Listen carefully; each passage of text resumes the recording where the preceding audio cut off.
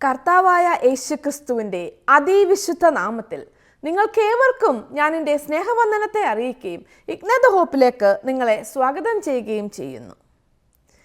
ഇന്ന് ഞാൻ നിങ്ങളുമായി പങ്കുവയ്ക്കുവാൻ ആഗ്രഹിക്കുന്ന വിഷയം ഒരു ദൈവപൈതലിൻ്റെ ജീവിതത്തിലെ ചില ഭാഗ്യ അവസ്ഥകളെ പറ്റിയാണ്.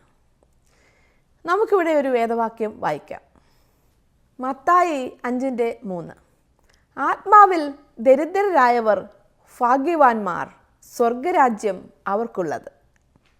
ഒരിക്കൽ വളരെ ധനികനായ ഒരു മനുഷ്യൻ ഒരു തിരക്കുള്ള കച്ചവട കേന്ദ്രത്തിൽ കൂടെ സമാധാനമില്ലാതെ ഇങ്ങനെ അങ്ങോട്ടും ഇങ്ങോട്ടും നടക്കുകയായിരുന്നു.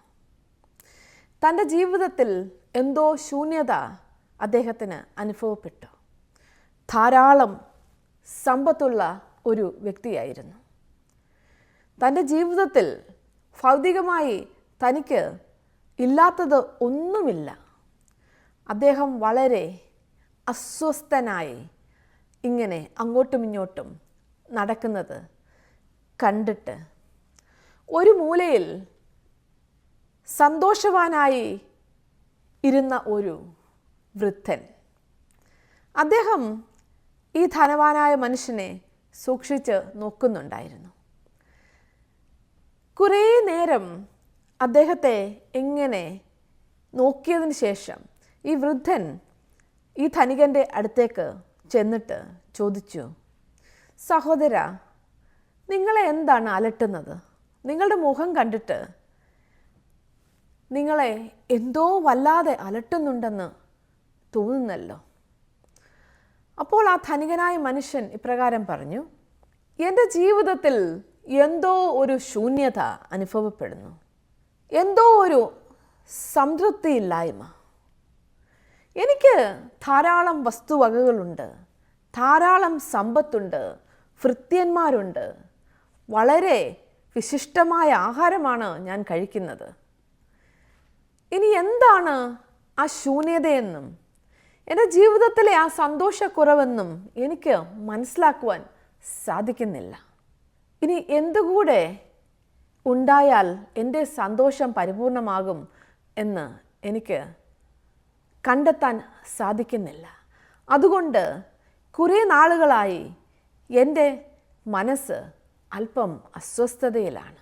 എങ്ങനെ എനിക്ക് ആ സന്തോഷത്തിൻ്റെ പരിപൂർണതയിൽ എത്തിച്ചേരുവാൻ സാധിക്കും?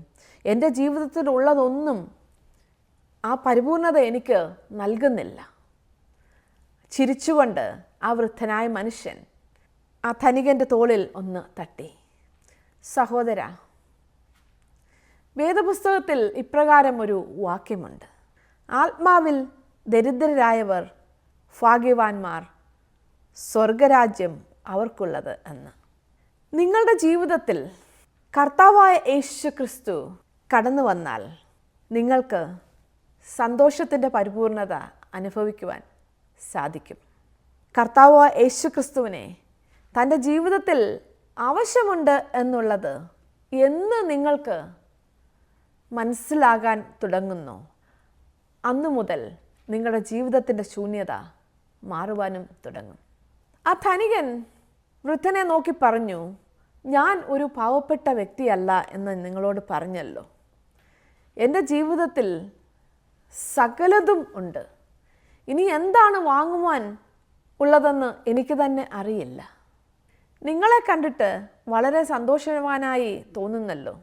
വൃദ്ധൻ പറഞ്ഞു, എനിക്ക് വലിയ സമ്പത്തും വസ്തുവകകളും ഒന്നുമില്ല. എൻ്റെ ജീവിതത്തിലെ സന്തോഷം ഞാൻ കർത്താവായ യേശുക്രിസ്തുവിൽ കണ്ടെത്തിയിരിക്കുന്നു. സന്തോഷത്തിൻ്റെ പരിപൂർണത കർത്താവായ യേശുക്രിസ്തുവിൽ നിന്ന് മാത്രമേ നമുക്ക് ലഭിക്കുകയുള്ളൂ. ആ ധനവാൻ അല്പനിമിഷം ഒന്ന് ചിന്തിച്ചു. തൻ്റെ കണ്ണുകളിൽ കൂടെ കണ്ണുനീർ ധാരധാരയായി ഒഴുകുവാൻ തുടങ്ങി. തൻ്റെ മനസ്സിൽ എന്തോ ഒന്ന് സ്പർശിക്കുന്നതായി തനിക്ക് തോന്നി. ആ വൃദ്ധൻ്റെ വാക്കുകൾ, വളരെ ശാന്തമായ ഒരു മുഖം. ആ സമയത്ത് ആ ധനവാന് മനസ്സിലായി തൻ്റെ ജീവിതത്തിൽ എന്താണ് തനിക്ക് ഇല്ലാതെ പോയത് എന്ന്. ദൈവം തൻ്റെ ജീവിതത്തിൽ ഇല്ലായിരുന്നു. ദൈവം എന്ന് പറയുന്ന ഒരു കാര്യത്തിൽ ഈ ധനവാൻ വിശ്വസിക്കുകയോ ചിന്തിക്കുക പോലും ചെയ്തിരുന്നില്ല. എന്നാൽ ഈ വൃദ്ധനെ കണ്ടുമുട്ടിയപ്പോൾ അദ്ദേഹത്തിൻ്റെ വാക്കുകൾ ആ ശാന്തമായ മുഖത്ത് നിന്ന്, അധരത്തിൽ നിന്ന് കേട്ടപ്പോൾ അത് ഈ ധനവാന്റെ ഹൃദയത്തെ സ്പർശിക്കുവാൻ ഇടയായി. അന്ന് ആ മനുഷ്യൻ തനിക്കും ആ സന്തോഷം കണ്ടെത്തണം എന്ന് ഉള്ള ആവശ്യം മനസ്സിലായി.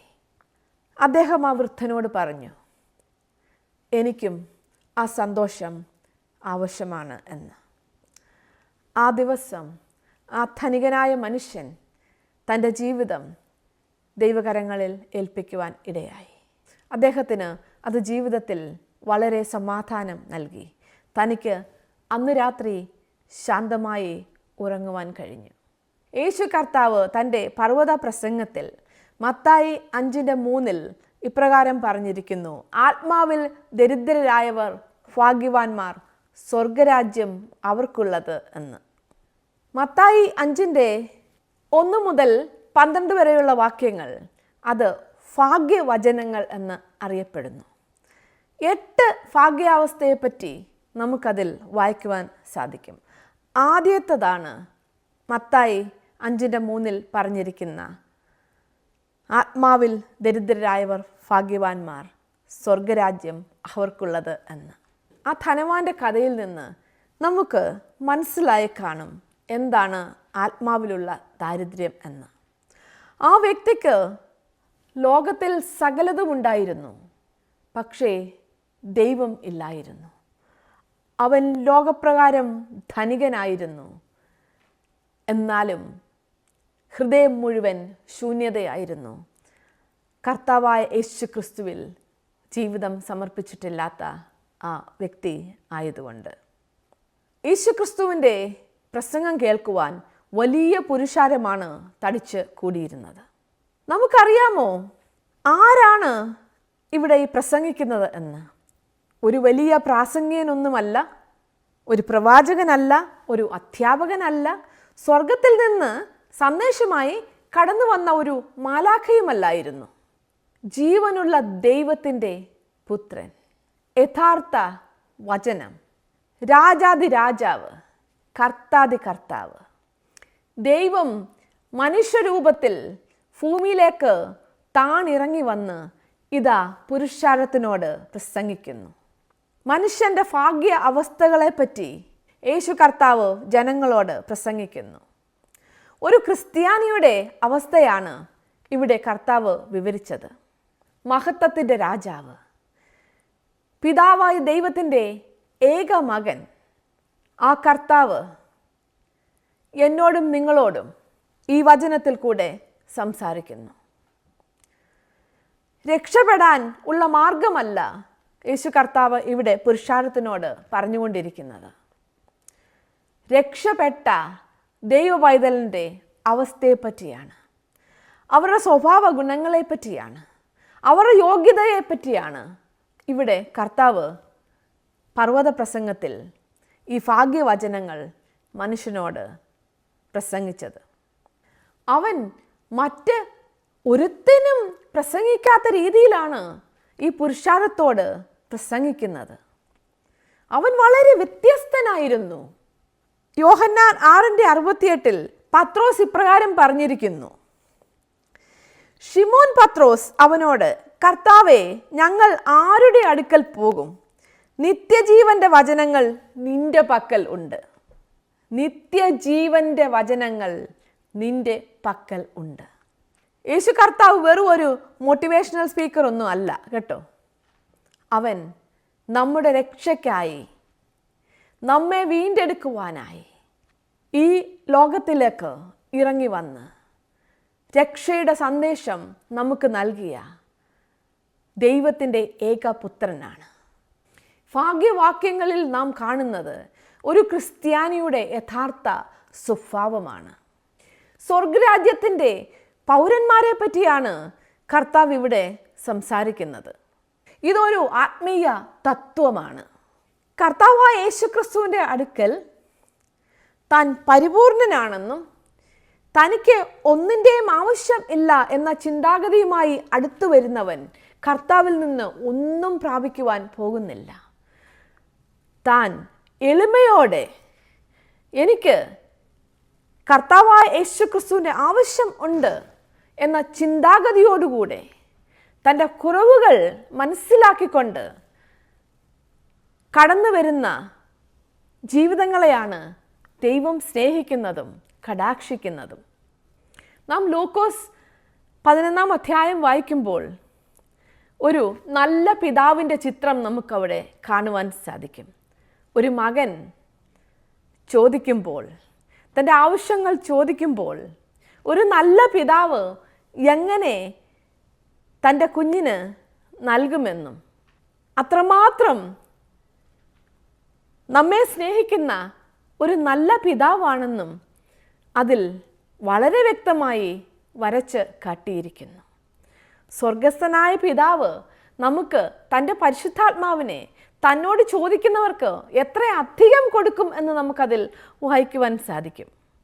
ആത്മാവിൽ ദരിദ്രരായവർക്കാണ് അത് സാധിക്കുന്നത്.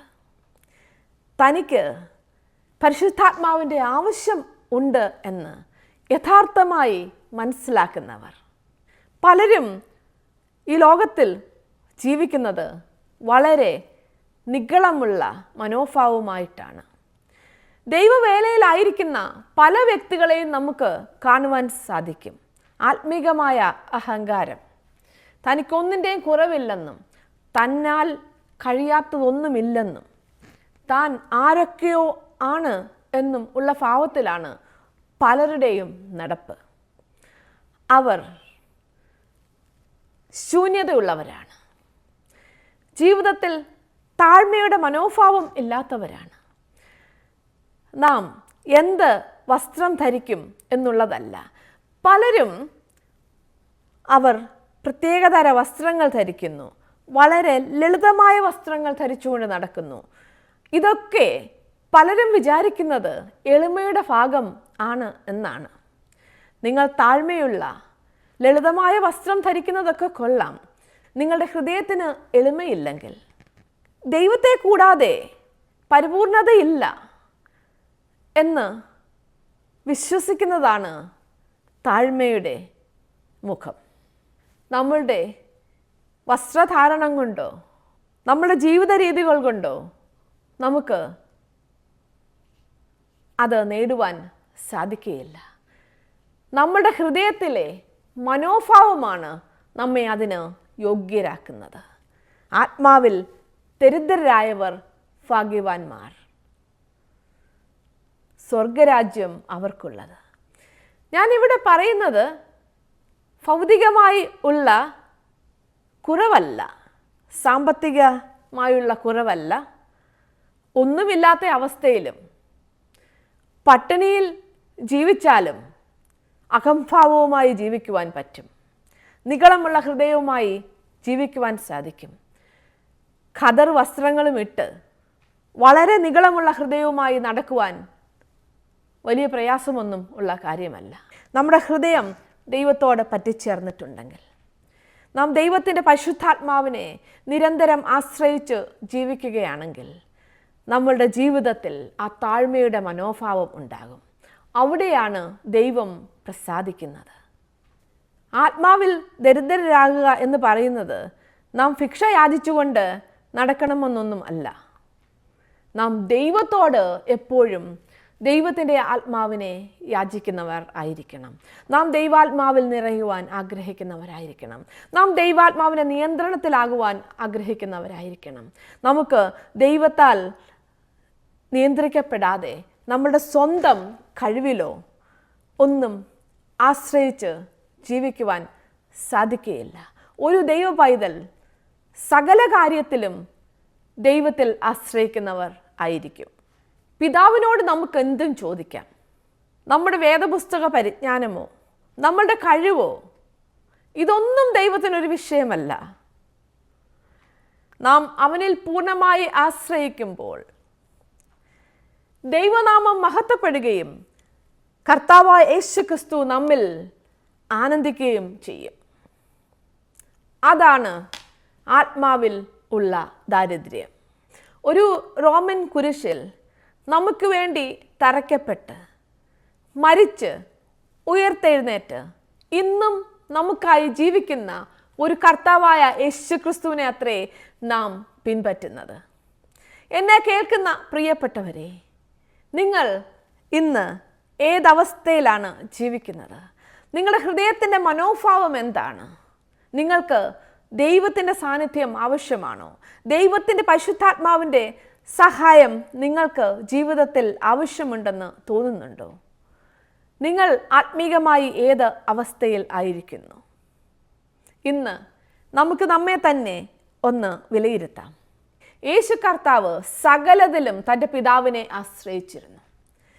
സകലത്തിലും അവൻ ദൈവത്തിൻ്റെ പരിശുദ്ധാത്മാവിൽ ആശ്രയിച്ചാണ് കാര്യങ്ങൾ മുന്നോട്ട് കൊണ്ടുപോയത്. അവൻ യോർദാൻ നദിയിൽ സ്നാനപ്പെട്ടു. അതിനുശേഷം മരുഭൂമിയിൽ പിശാചിനാൽ പരീക്ഷിക്കപ്പെട്ടു. അവൻ്റെ ഓരോ വാക്കും ദൈവത്തിൻ്റെ പരിശുദ്ധാത്മാവിനെ ആശ്രയിച്ചായിരുന്നു.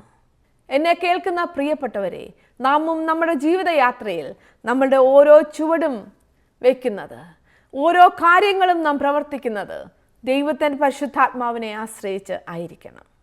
ആത്മീക ദാരിദ്ര്യം അത് ഭൗതിക ദാരിദ്ര്യത്തിനെ അല്ല സൂചിപ്പിക്കുന്നത്.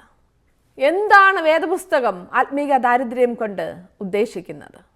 യെശയ്യാവ് 66:2 ഇപ്രകാരം വായിക്കാം: എൻ്റെ കൈ ഇതൊക്കെയും ഉണ്ടാക്കി, അങ്ങനെയാകുന്നു ഇതൊക്കെയും ഉളവായത് എന്ന് യഹോവ അരുളി ചെയ്യുന്നു. എങ്കിലും അരിഷ്ടനും മനസ്സു തകർന്നവനും എൻ്റെ വചനത്തിങ്കൽ വിറയ്ക്കുന്നവനുമായ മനുഷ്യനെ ഞാൻ കടാക്ഷിക്കും. നാം ഇവിടെ വളരെ ശ്രദ്ധയോടെ ഇത് മനസ്സിലാക്കേണ്ടതാണ്. ദൈവത്തിൻ്റെ കരങ്ങളാൽ എല്ലാം ഉളവായി. അവൻ നോക്കുന്നത് എളിമയുള്ളവനെയും തൻ്റെ വചനത്തിൽ വിശ്വസിക്കുന്നവനെയും വിറയ്ക്കുന്നവനെയും ആണ്. ഭയഭക്തിയോട് വചനത്തെ നോക്കുന്നവരെയാണ്. അവരെയാണ് ദൈവം കടാക്ഷിക്കുന്നത്. വലിയ നേട്ടങ്ങളുള്ള മനുഷ്യനെ ഒന്നുമല്ല ദൈവം നോക്കുന്നത്. നമ്മുടെ ബിരുദങ്ങളോ നമ്മുടെ സ്ഥാനമാനങ്ങളോ നമ്മൾ എത്രമാത്രം ശക്തിയുള്ളവരാണെന്നോ നമുക്ക് എത്ര അനുയായികളുണ്ടെന്നോ ഒന്നുമല്ല ദൈവം നോക്കുന്നത്. നമ്മുടെ ഹൃദയത്തിൻ്റെ മനോഭാവം. നമ്മുടെ ഹൃദയത്തിൻ്റെ മനോഭാവം ദൈവത്തോട് എന്താണ്? ദൈവവചനത്തോട് നമ്മുടെ മനോഭാവം എന്താണ്? ഇത് വളരെ പ്രധാനപ്പെട്ട ഒരു കാര്യമത്രേ. ദൈവം ആത്മാവിൽ ദരിദ്രരായവരിൽ ശ്രദ്ധ കേന്ദ്രീകരിച്ചിരിക്കുന്നു. എളിമയുള്ളവനെ അവൻ കടാക്ഷിക്കുന്നു. യാക്കോബ് തൻ്റെ ലേഖനത്തിൽ ഇത് കൂടുതൽ സ്ഥിരീകരിച്ചിരിക്കുന്നതായിട്ട് നമുക്ക് കാണുവാൻ സാധിക്കും.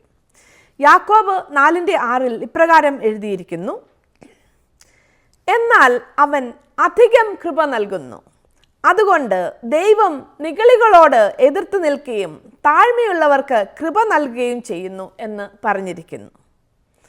അവൻ നിഗളികളോട് എതിർത്ത് നിൽക്കുന്ന ഒരു ദൈവമാണ്. നാം താഴ്മയുടെ വേഷം ഇട്ടുകൊണ്ടൊന്നും നടന്നിട്ട് കാര്യമില്ല. താൻ ഒന്നുമില്ലാത്തവനെ പോലെ ലോകത്തിൻ്റെ മുമ്പിൽ നടന്നു കാണിച്ചിട്ടും പ്രയോജനം ഒന്നുമില്ല.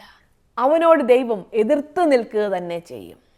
താഴ്മയുള്ളവർക്ക് ദൈവം തൻ്റെ കൃപ ധാരാളമായി നൽകുന്നു.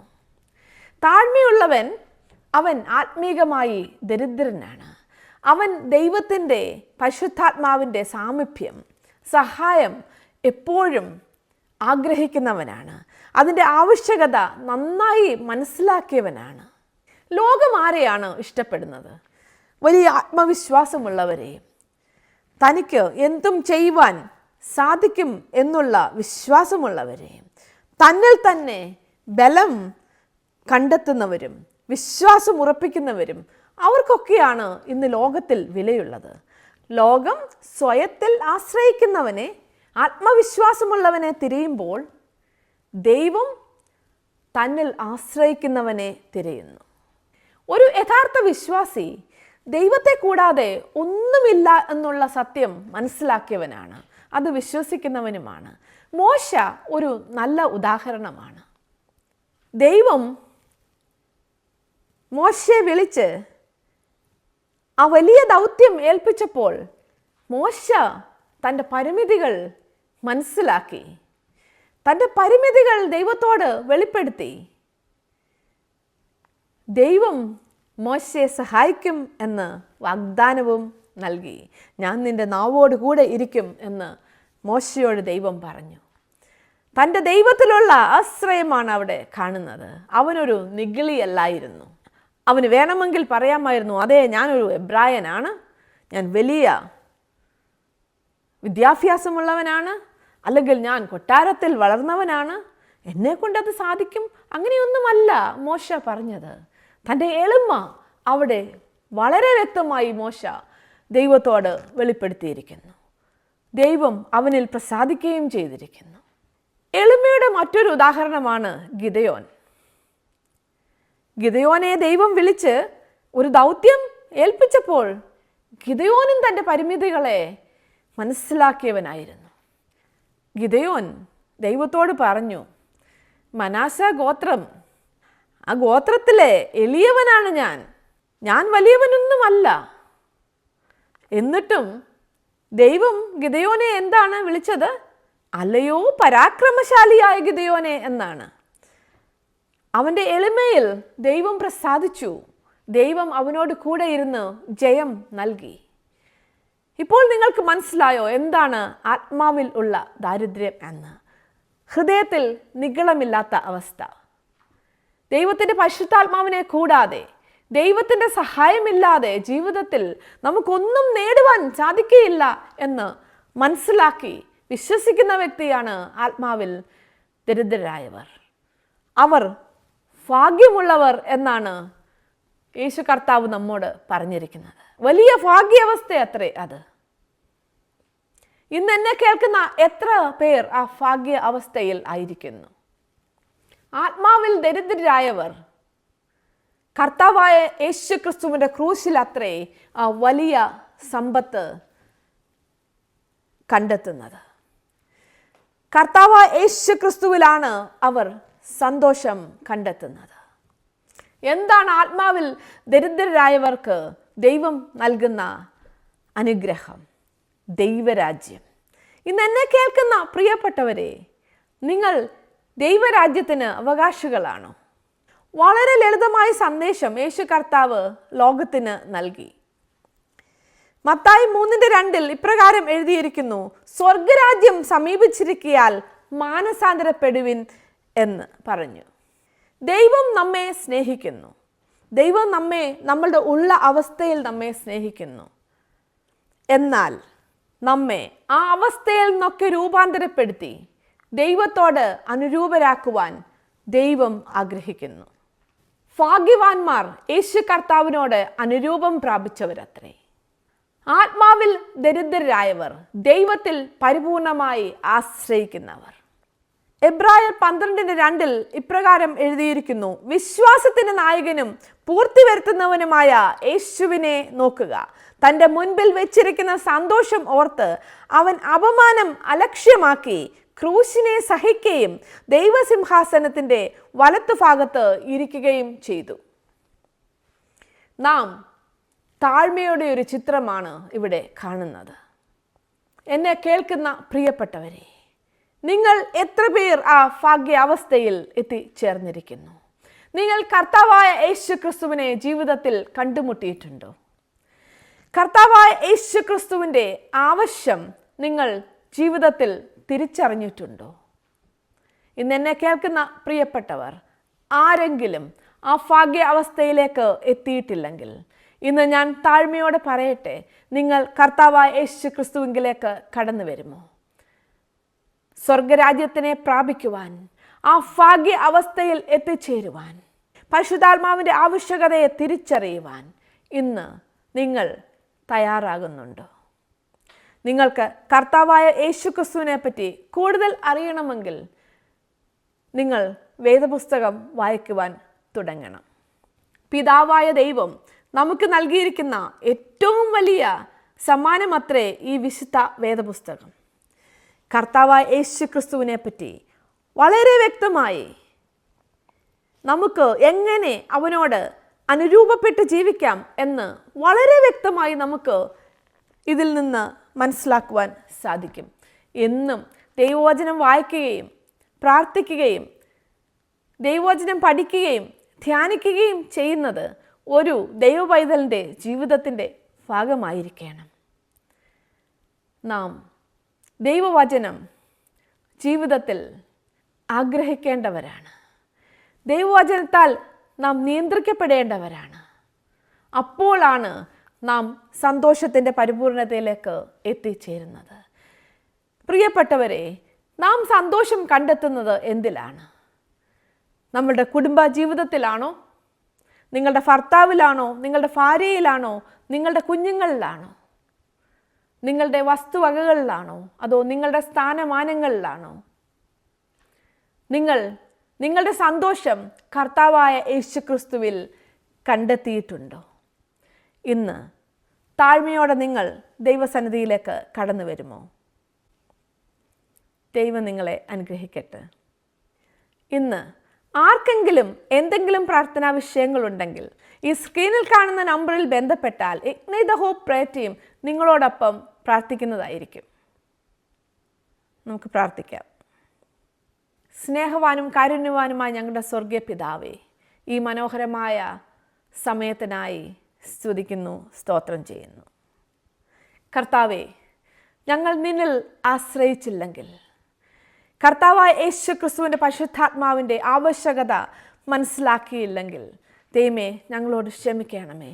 ഇപ്പോൾ ഞങ്ങൾ മുറ്റുമായി നിൻ്റെ സന്നിധിയിലേക്ക് കടന്നു വരുന്നു. ഞങ്ങളെ തന്നെ ഞങ്ങൾ നിൻ്റെ സന്നിധിയിൽ ഏൽപ്പിക്കുന്നു. കർത്താവിൽ ഉള്ള സന്തോഷത്തിൻ്റെ പരിപൂർണത അനുഭവിക്കുവാൻ ദൈവമേ അവിടെ ഞങ്ങളെ വിളിച്ച് വേർതിരിച്ചിരിക്കുന്നതിനായി സ്തുതിക്കുന്നു.